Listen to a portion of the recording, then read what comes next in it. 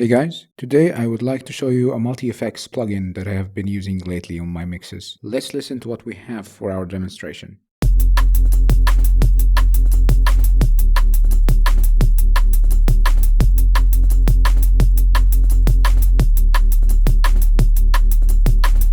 I'm going to show you a couple of instances where I used this plugin. First, I'm going to show you on the drum bus. We'll keep our EQ at post. We'll enable our limiter. Just going to reduce our release to 1 millisecond for now. We will increase our high frequency to 9K and we'll set our lows to 190. On the transients section, we will push our attack to 1.5, leave the hold as is, push our sustain to 1.5 as well. Under saturation, we will use the vintage mode. We'll push our high pass filter to 40 Hz. We'll keep our low pass as is. We'll reduce our drive to 20% roughly. We'll go to our compression section. We'll set the rate to 2:1 and we'll put our threshold at -6. We'll reduce our release to around 44 milliseconds and we'll push our attack a little bit to around 20 milliseconds. And we're going to reduce our outmix to 24.4 and let's listen to it.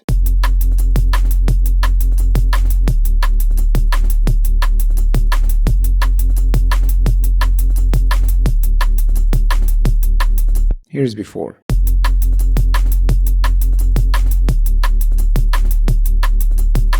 After.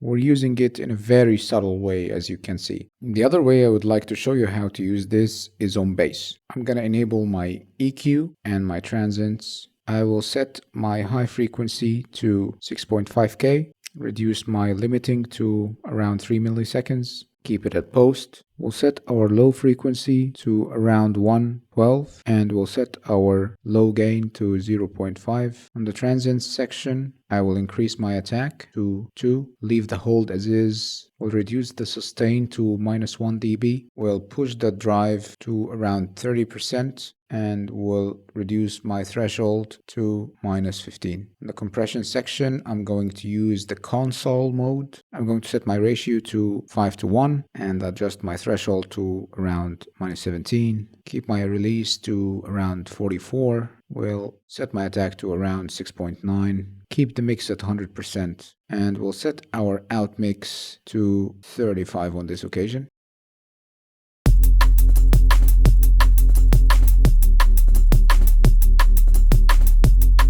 Here's before.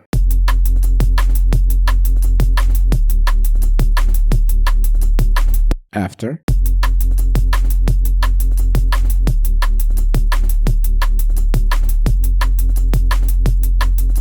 Try them and let me know what you think.